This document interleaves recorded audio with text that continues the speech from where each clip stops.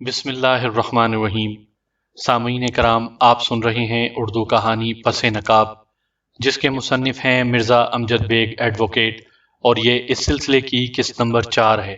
مجھے امید ہے آپ کو میری یہ کہانی پسند آ رہی ہوگی۔ آپ نے اگر ابھی تک میرا چینل کہانی گھر سبسکرائب نہیں کیا تو ابھی میرے چینل کو سبسکرائب کر کے بیل نوٹیفیکیشن آن کر دیجئے تاکہ آنے والی ہر نئی کہانی کی اطلاع بر وقت آپ تک پہنچ سکے۔ وہ دراصل اس روز میں اسے دکان پر چھوڑنے گئی تھی اور واپسی میں گاڑی ساتھ لے آئی تھی۔ مجھے ایک دو ایسے ضروری کام تھے جن کے لیے گاڑی کی اشد ضرورت تھی۔ میں نے سوچا شام کو یعنی رات کو میں خود جا کر اسے لے آؤں گی، مگر رات سے پہلے ہی اس نے مجھے فون کر کے بتا دیا کہ وہ گھر نہیں آئے گا۔ یہی وجہ ہے کہ گاڑی ہمارے بنگلے پر موجود تھی۔ اس نے بڑی خوبصورتی سے وضاحت پیش کر دی تھی، جس سے اندازہ ہوتا تھا کہ وہ خاصی ذہین عورت تھی، اور یہ بھی کہ وہ بھرپور تیاری سے عدالت میں آئی تھی۔ میں نے جرح کے سلسلے کو آگے بڑھاتے ہوئے سوال کیا، نورین صاحبہ، آپ نے معزز عدالت کو بیان دیا ہے کہ آپ کے مقتول شوہر نے اپنے لاہور جانے کی اطلاع کے ساتھ آپ کو تاکید کی تھی کہ آپ یا تو وہ رات اپنی بہن سمرین کے گھر گزارنے چلی جائیں یا اسے اپنے یہاں بلا لیں۔ پھر آپ نے ایسا کیوں نہیں کیا؟ اگر آپ میرے بیان کا حوالہ دے رہے ہیں تو پھر آپ کو یہ بات بھی یاد ہوگی کہ میں نے اس سلسلے میں وضاحت کر دی تھی۔ وہ سادہ سے لہجے میں بولی، اگر آپ کی یادداشت گڑبڑ ہو رہی ہے تو میں ایک مرتبہ پھر بتاتی چلوں کہ پہلے میرا پروگرام سمرین کو اپنے یہاں بلانے کا تھا۔ اس سے اس سلسلے میں بات ہو گئی تھی، لیکن عین وقت پر اس نے مجھے فون پر بتایا کہ ایک ایمرجنسی کے سبب وہ میرے پاس نہیں آ سکے گی۔ کیا اب مجھے اس ایمرجنسی کی وضاحت بھی کرنا ہوگی وکیل صاحب؟ اس کی کوئی ضرورت نہیں، میں نے مسکراتے ہوئے کہا۔ عدالت کے ریکارڈ پر یہ بات موجود ہے کہ وقوع کی رات آپ کی بہن نسرین کی نند فریدہ کے یہاں زچگی کا معاملہ درپیش تھا۔ ایک لمحے کے توقف سے میں نے جرح جاری رکھی، نورین صاحبہ، جب سمرین کا آپ کے گھر آنا ممکن نہیں رہا تھا تو آپ کے ذہن میں اس کے پاس جانے کا خیال کیوں نہیں آیا؟ تنے تنہا اکیلے گھر میں رات گزارنے کے تصور سے آپ کو ذرا بھی خوف محسوس نہیں ہوا تھا؟ وہ جواب دینے سے پہلے چند لمحوں تک مجھے گھورتی رہی، پھر ٹھہرے ہوئے لہجے میں بولی، آپ کے سوال کے پہلے حصے کا جواب یہ ہے کہ جب سمرین اپنے شوہر افضل خان کے ساتھ فریدہ کو لے کر میٹرنٹی ہوم چلی گئی تھی تو میرا اس کے گھر جانے کا کیا فائدہ؟ آپ کے سوال کے دوسرے حصے کا جواب میں یہ دوں گی کہ اپنے گھر میں ڈرنے کا کیا سوال؟ جہاں میں 5 سال سے رہتی آئی تھی وہاں ایک رات اکیلے گزارنے میں کیا پرابلم ہو سکتی تھی؟ چلیں آپ کی بات کو درست مان لیتے ہیں کہ آپ وہ رات تنہا اپنے بنگلے میں گزارنے میں کوئی پریشانی، ڈر یا خوف محسوس نہیں کرتی تھیں۔ میں نے متحمل لہجے میں کہا، پھر پوچھا، نورین صاحبہ، مذکورہ رات آپ بنگلے کی بالائی منزل پر کیوں سوئی تھی، جبکہ معمول کے مطابق تو آپ زیریں منزل کے خوابگاہ کو استعمال کرتی تھی؟ یہ کوئی فارمولہ نہیں ہے، وہ چڑچڑائے انداز میں بولی۔ میں اپنے گھر میں کہیں بھی سوؤں، آپ اعتراض کرنے والے کون ہوتے ہیں؟ وکیل صفائی اس موقع پر اپنی موکلہ کی مدد کے لیے آگے بڑھا۔ اس نے جج کو مخاطب کرتے ہوئے احتجاجی لہجے میں کہا، یور آنر، وکیل استغاثہ حد سے گزر رہے ہیں۔ یہ تو سراسر میری موکلہ کے نجی معاملات میں مداخلت ہے۔ مجھے اس بات پر سخت اعتراض ہے۔ جج نے وکیل صفائی کا اعتراض درست خیال کرتے ہوئے مجھے تاکید کی، بیگ صاحب، آپ ٹو دا پوائنٹ جرا کریں۔ آل رائٹ یور آنر، میں نے سر کو ہلکا سا خم دیتے ہوئے کہا، پھر کٹہرے میں کھڑی ملزمہ نورین کی جانب متوجہ ہو گیا۔ نورین صاحبہ، میں نے اس کے چہرے پر نگاہ ڈالتے ہوئے سوال کیا، آپ کی بہن سمرین نے کتنے بجے فون کر کے آپ کو اپنے نہ آنے کی اطلاع دی تھی؟ میرا خیال ہے اس وقت رات کے 10 بجے تھے۔ آپ اس وقت کیا کر رہی تھیں؟ میں ٹی وی دیکھ رہی تھی۔ بالائی منزل پر یا زیریں منزل پر؟ میں نے ٹٹولنے والے انداز میں کہا، کیونکہ میری معلومات کے مطابق آپ کے بنگلے کے بالائی اور زیریں دونوں بیڈ رومز میں ٹی وی موجود ہیں۔ کیا میں غلط کہہ رہا ہوں؟ آپ کی معلومات درست ہیں، وہ برا سا منہ بناتے ہوئے بولی، میں اس وقت بنگلے کی بالائی خوابگاہ میں تھی۔ Here is the point your owner, میں نے جج کی طرف دیکھتے ہوئے جوشیلے لہجے میں کہا۔ جج نے سوالیہ نظر سے مجھے دیکھا، آپ کون سا پوائنٹ نوٹ کروانا چاہتے ہیں بیگ صاحب؟ وکیل صفائی بھی میرے درج بالا جملے پر محتاط نظر سے مجھے تک رہا تھا۔ اس کے چہرے سے گہری الجھن ہدات تھی۔ میں نے وکیل صفائی آفتاب لودھی کو نظر انداز کرتے ہوئے جج سے کہا، جناب اعلیٰ، میں اپنی بات کی وضاحت کے لیے چند لمحاتی مہلت لوں گا۔ جج کی نظر سے اجازت پا کر میں ملزمہ نورین کی طرف متوجہ ہو گیا۔ نورین صاحبہ، میں نے اسے کڑے تیوروں سے گھورتے ہوئے کہا، اگر میری معلومات غلط نہیں ہیں تو آپ کے بالائی بیڈ روم میں ٹیلی فون کی سہولت موجود نہیں ہے۔ پھر آپ نے وہاں ٹی وی دیکھتے ہوئے اپنی بہن کا فون کس طرح اٹینڈ کیا؟ وہ گڑبڑا گئی، مگر اس کی ڈھٹائی عروج پر ہی رہی۔ میں ثابت کر سکتی ہوں کہ میرے بنگلے کے بالائی بیڈ روم میں ٹیلی فون کی سہولت موجود ہے۔ آپ ابھی میرے ساتھ چل کر دیکھ لیں۔ میں ابھی کی نہیں، اس وقت کی بات کر رہا ہوں جب وقوعہ پیش آیا تھا، میں نے سنسناتے ہوئے لہجے میں کہا، اور میں یہ بات ثابت کر سکتا ہوں کہ میری معلومات 100% درست ہیں۔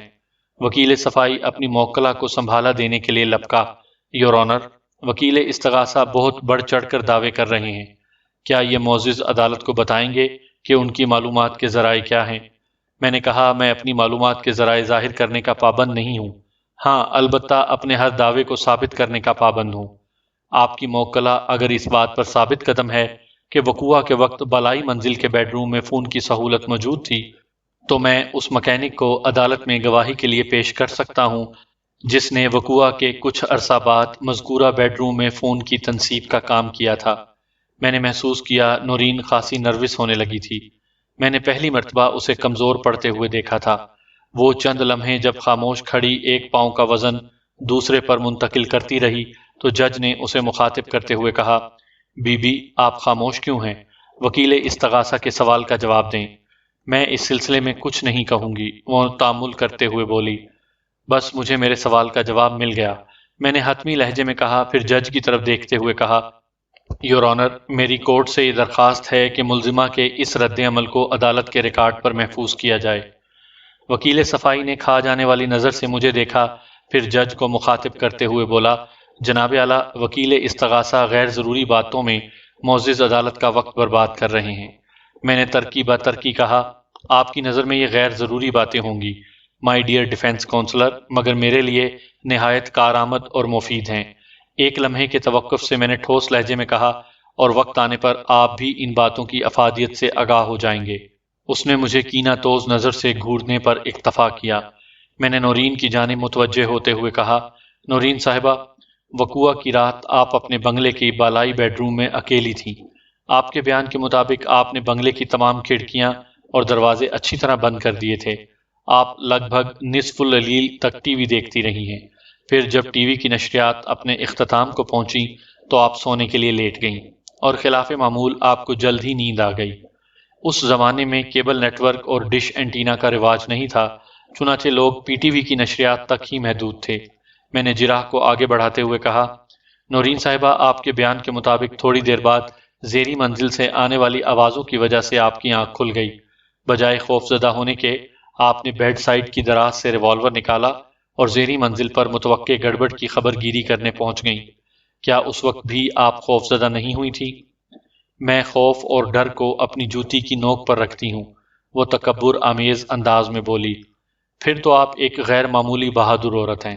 میں نے اس انداز میں کہا کہ نورین کے لیے یہ فیصلہ کرنا ممکن نہیں تھا کہ میں نے اس کی تعریف کی تھی یا اس پر طنز کیا تھا۔ وہ بے تاثر نظر سے مجھے دیکھ رہی تھی۔ میں نے کہا، نورین صاحبہ، آپ نے معزز عدالت کو بیان دیا ہے کہ جب آپ بنگلے کی زیریں خوابگاہ میں پہنچی تو وہاں ایک لمبا تڑنگا نقاب پوش نقب زن اپنی کاروائی میں مصروف تھا۔ اس صورتحال نے بھی آپ کو خوف زدہ نہیں کیا؟ میں بتا چکی ہوں کہ ڈر اور خوف کے معاملے میں عام عورتوں سے بہت مختلف ہوں، وہ بیزاری سے بولی۔ آپ بار بار ایک ہی سوال کیوں کر رہے ہیں؟ تاکہ زیادہ سے زیادہ وقت ضائع کیا جا سکے، وکیل صفائی نے دھیمے لہجے میں طنز کیا۔ میں نے اس کی چوٹ پر برہم ہونے یا کسی قسم کا جوابی حملہ کرنے کے بجائے ایک شارٹ ایکٹ کیا۔ میں نے چونکنے والے انداز میں ملزمہ والے کٹہرے کے فرش کو دیکھا اور اچھل کر پیچھے ہٹتے ہوئے بوکھلاہٹ آمیز لہجے میں کہا، چوہیا۔ اس کے ساتھ ہی عدالت کے گھمبیر سناٹے میں نورین کی سریلی چیخ گونج اٹھی۔ وہ دونوں پاؤں پٹکتے ہوئے کٹہرے کی دیوار سے لگ کر کھڑی ہو گئی۔ عدالت کے کمرے میں لوگوں کی سرگوشیوں کی بھن بھناہٹ پیدا ہوئی۔ سب کی نظروں کا مرکز نورین ہی تھی۔ میں نے کھنکار کر گلا صاف کیا اور نورین کی جانب دیکھتے ہوئے کہا، آپ تو عام عورتوں ہی کی طرح ہیں، حالانکہ تھوڑی دیر قبل آپ اپنی بہادری، جرت اور بے خوفی، نڈرپن کے بلند و بانگ دعوے کر چکی ہیں۔ وہ خجالت آمیز نظر سے مجھے دیکھنے لگی۔ میں نے پوچھا، نورین صاحبہ، جب آپ نے نقاب پوش نقب زن کو الماری کے لاکر میں زیورات کے ڈبے نکال کر اپنے تھیلے میں بھرتے ہوئے دیکھا تو وہ قطع کلامی کرتے ہوئے بولی، زیورات کے ڈبے اور نقدی؟ ٹھیک ہے، میں اپنے بیان میں نقدی کا اضافہ کر لیتا ہوں۔ میں نے کہا، پھر اپنے سوال کو مکمل کرتے ہوئے کہا، تو نورین صاحبہ، اس موقع پر آپ نے نقاب پوش کو للکار کر پوچھا تھا، کون ہو تم؟ آپ کے استفسار کے جواب میں نقاب پوش نے کیا رد عمل ظاہر کیا تھا؟ اس نے مجھ پر پستول تان لیا تھا۔ وہ بے دھڑک بولی، وہی پستول جو ازاں بعد پولیس کو خوابگاہ کے فرش پر پڑا ملا تھا۔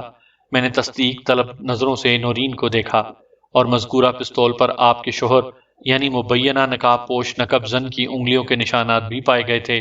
جی ہاں، آپ درست کہہ رہے ہیں۔ میں نے پوچھا، جب نقاب پوش نے آپ پر پستول تانا تو آپ نے کیا کیا؟ میں نے اپنی حفاظت کا حق استعمال کرتے ہوئے ہاتھ میں موجود ریوالور سے گولی چلا دی تھی۔ گولی یا گولیاں؟ گولیاں، وہ بولی، میں نے 2 فائر کیے تھے۔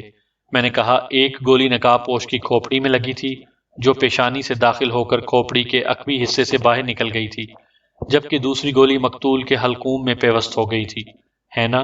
میں نے جی ہاں، بالکل ایسا ہی ہوا تھا۔ اس کا جواب اثبات میں تھا۔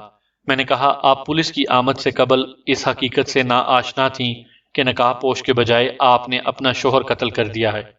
وہ جز بز ہوتے ہوئے بولی، میں نے کسی کو دانستہ قتل نہیں کیا تھا، بلکہ میرا وہ عمل اپنی جان بچانے کی خاطر تھا، اور یہ حقیقت ہے کہ گولی چلاتے وقت مجھے معلوم نہیں تھا کہ نقاب کے پیچھے سے میرے شوہر کا چہرہ برآمد ہوگا۔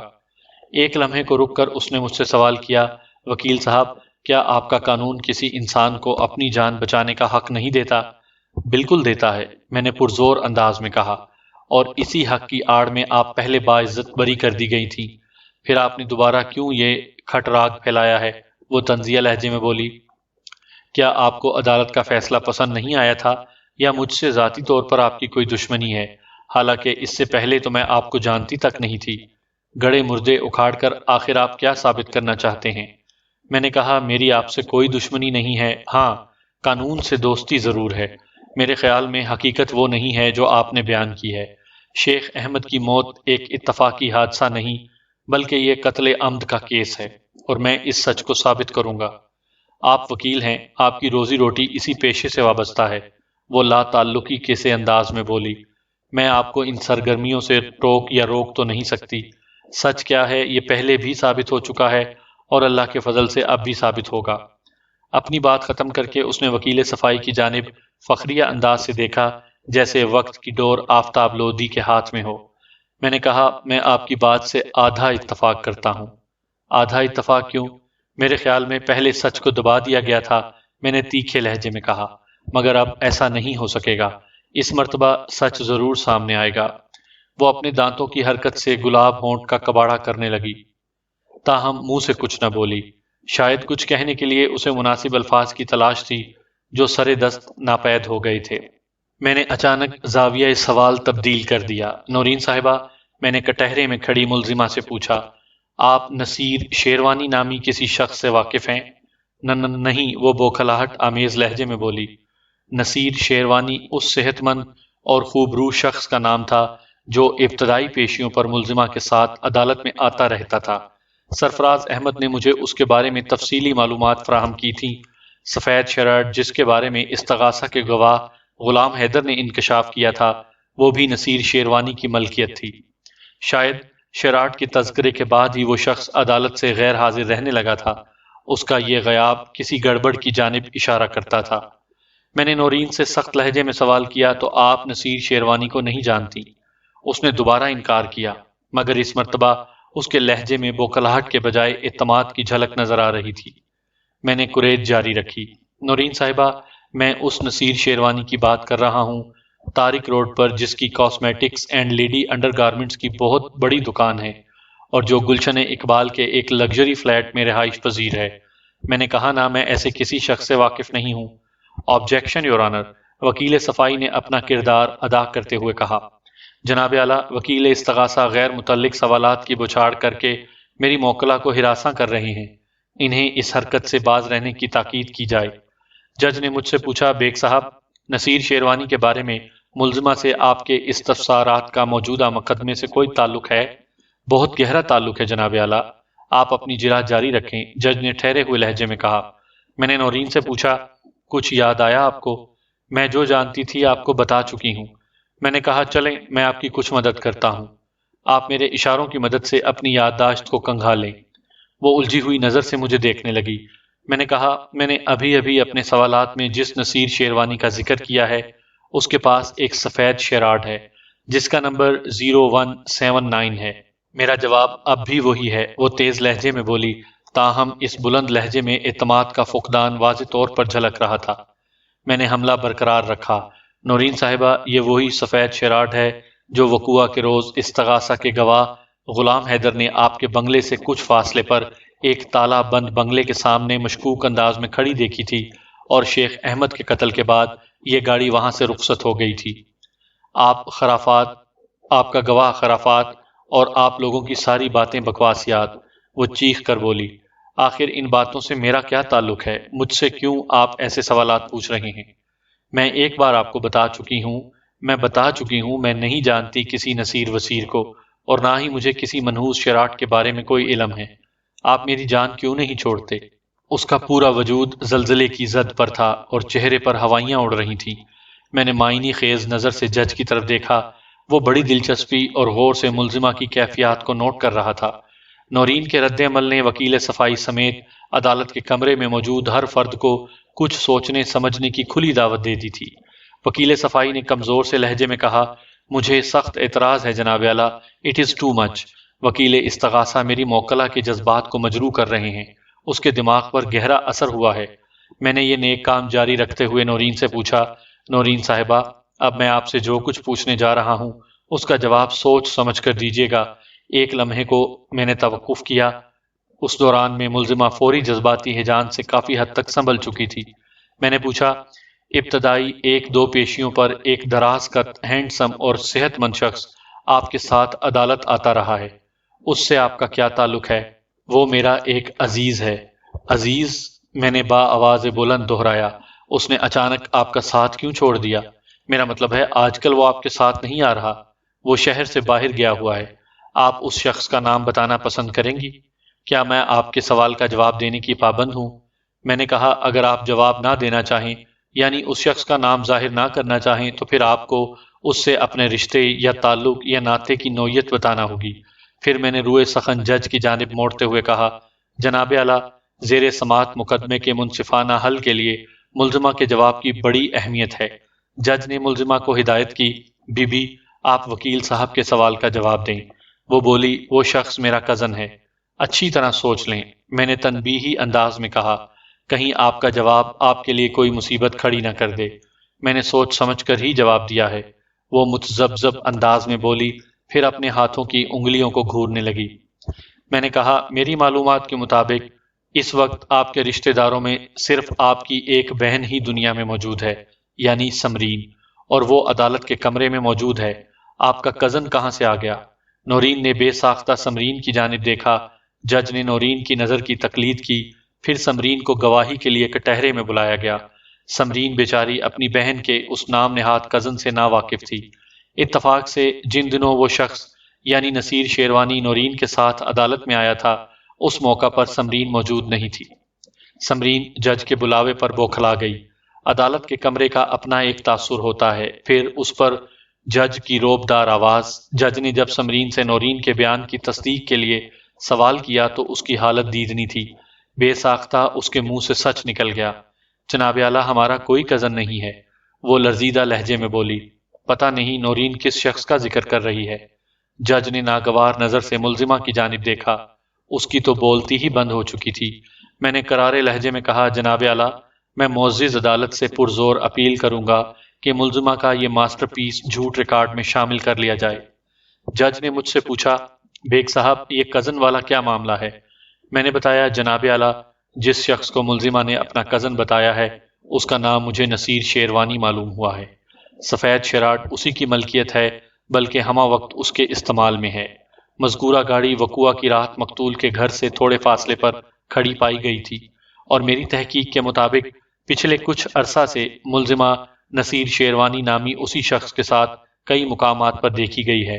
میرا مطلب ہے مقدمہ جیتنے یعنی باعزت بری ہونے کے بعد۔ جج نے ناپسندیدہ نظر سے نورین کو دیکھا۔ وہ کٹہرے کی ریلنگ سے پیشانی ٹکائے کھڑی تھی، پھر آہستہ آہستہ وہ کٹہرے کے فرش پر بیٹھ گئی۔ وکیل صفائی کی حالت دیدنی تھی، بوکھلاہٹ اس کے چہرے پر خیمہ زن تھی۔ اس کی سمجھ نہیں آ رہا تھا کہ موجودہ صورتحال میں اسے کیا کہنا چاہیے۔ پہلے کیس میں آفتاب لودھی کو کسی بھی مرحلے پر ایسی سچویشن کا سامنا نہیں کرنا پڑا تھا۔ اس کی موکلہ تو کٹہرے کے فرش پر اس طرح بیٹھ گئی تھی جیسے ہوا کا رخ دیکھ کر الیکشن میں واضح ناکامیابی سے بچنے کے لیے کوئی سیاسی لیڈر بیٹھ جاتا ہے۔ اگلی پیشی پر دلائل کا آغاز میری جانب سے ہوا۔ میں نے اب تک کی عدالتی کارروائی کو ذہن میں تازہ کیا، پھر اس میں سے اہم نکات کو ترتیب وار سیٹ کرنے کے بعد ملزمہ کے خلاف دلائل دینا شروع کر دیے۔ جناب اعلیٰ، میں نے روئے سخن جج کی طرف کرتے ہوئے کہا، استغاثہ کے گواہوں کے بیانات اور ان پر ہونے والی جرح ازیں علاوہ ملزمہ کا بیان اور اس پر ہونے والی جرح کا احوال عدالت کے ریکارڈ پر موجود ہے۔ اس میں بہت سے ایسے پہلو بھی سامنے آئے ہیں کہ ملزمہ کی ذات شکوک و شبہات کی دبیز چادر میں لپٹی دکھائی دیتی ہے۔ ایک لمحے کو میں سانس لینے کے لیے رکا، پھر سلسلہ دلائل جاری رکھتے ہوئے کہا، جناب اعلیٰ، مقتول شیخ احمد کی اکلوتی بہن اور استغاثہ کی گواہ محترمہ سلیقہ بانو کے بیان سے ظاہر ہے کہ ملزمہ نے قدم قدم پر جھوٹ کا سہارا لیا ہے۔ اس نے مقتول کے لاہور جانے کے حوالے سے جو کہانی سنائی ہے اسے من گھڑت اور بعید از حقیقت ہی کہا جا سکتا ہے۔ گواہ کے مطابق ملزمہ کی بعض حرکتوں کی وجہ سے مقتول بہت پریشان رہتا تھا۔ اس صورتحال میں ملزمہ کی پوزیشن کسی بھی طور پر بریول شک نہیں ہے۔ مقتول اپنی بہن کا اتنا قریب تھا کہ شہر سے باہر جانے کا اپنا پروگرام اس سے چھپا نہیں سکتا تھا۔ وکیل صفائی نے اپنی موجودگی کا ثبوت پیش کرتے ہوئے کہا، انسان خطا کا پتلا ہے، ہر انسان سے غلطی ہوتی ہے۔ مقتول سے بھی یہ غلطی یا بھول ہو سکتی ہے کہ وہ استغاثہ کی گواہ یعنی اپنی بہن کو اپنے لاہور جانے کے بارے میں نہ بتا سکا ہو۔ اس چھوٹی سی بات کو ایشو بنانا کسی بھی طور پر مناسب نہیں۔ آپ بجا فرماتے ہیں میرے دوست، میں نے زیر لب مسکراتے ہوئے کہا، انسان خطا کا پتلا ہے اور اسے مٹی کا پتلا بھی کہا جاتا ہے، مگر آپ جس چھوٹی سی بات کو ایشو بنانا مناسب خیال نہیں کر رہے وہ اس مقدمے میں بہت زیادہ اہمیت کی حامل ہے۔ یہ ناممکنات میں سے نہیں کہ مقتول اپنی بہن سے ذکر کرنا بھول گیا ہو، مگر اس کا کیا کیجئے کہ مقتول کے دیرینہ ملازم عبدالشکور کا بیان بھی اس بات کی تصدیق کرتا ہے کہ مقتول وقوعہ کے روز لاہور نہیں گیا تھا۔ وہ ایک ہفتے بعد گواہ عبدالشکور کے ہمراہ لاہور جانے کا ارادہ رکھتا تھا۔ وقوعہ کے اس روز اس نے ٹھیک 8:30 بجے شیخ جولرز کو بند کروا دیا اور اپنے گھر واقع بہادر آباد کی جانب روانہ ہو گیا۔ آپ اس بارے میں کیا کہیں گے میرے فاضل دوست؟ کیا ایسا ہوا تھا یا نہیں ہوا تھا؟ یہ تو آپ مقتول سے جا کر پوچھیں، وہ سٹ پٹا کر بولا۔ میں نے کہا، اس کے لیے مجھے مقتول کو یہاں بلانا ہوگا یا خود اس کے پاس جانا ہوگا۔ ایک لمحے کو رک کر میں نے وکیل صفائی کی آنکھوں میں جھانکا اور اپنی بات جاری رکھتے ہوئے کہا، مقتول کو یہاں یا کہیں بھی بلانا کم از کم میرے لیے تو ممکن نہیں، کیونکہ میں روحوں کو بلانے کے فن سے نا آشنا ہوں۔ میں نے دونوں ہاتھ پھیلا کر مضحکہ خیز انداز میں کہا، اور جہاں تک بات ہے خود اس کے پاس جانے کی، تو مائی ڈیئر کونسلر، میرا ایسا کوئی ارادہ نہیں ہے، لہٰذا آپ کی تجویز پر عمل کرنا کسی بھی صورت ممکن نہیں۔ پھر میں نے جج کو مخاطب کرتے ہوئے اپنے دلائل کو آگے بڑھایا، جناب اعلیٰ، اب میں استغاثہ کے گواہ غلام حیدر کی طرف آتا ہوں۔ موصوف ایک اعلیٰ سرکاری عہدے پر فائز رہ چکے ہیں اور ریٹائر ہونے کے بعد بھی ماشاءاللہ خاصے چاق و چوبند ہیں۔ شاید اس کی وجہ ان کا باقاعدہ ایکسرسائز کرنا ہے۔ وہ صبح و شام چہل قدمی کے بھی عادی ہیں، جب ہی 65 کراس کرنے کے باوجود ایکٹیو نظر آتے ہیں۔ جناب اعلیٰ، استغاثہ کے گواہ غلام حیدر کا گھر مقتول کے بنگلے کے عین سامنے واقع ہے، اور گواہ کا بیان ہے کہ اس نے لگ بھگ 9 بجے رات مقتول کو اپنی کریم کلر ٹویوٹا کرولا میں اپنے بنگلے میں داخل ہوتے دیکھا تھا۔ گواہ کا سابق ریکارڈ بے داغ اور معاشرتی حیثیت سے شفاف ہے، اس لیے اس کی گواہی کو نظر انداز نہیں کیا جا سکتا۔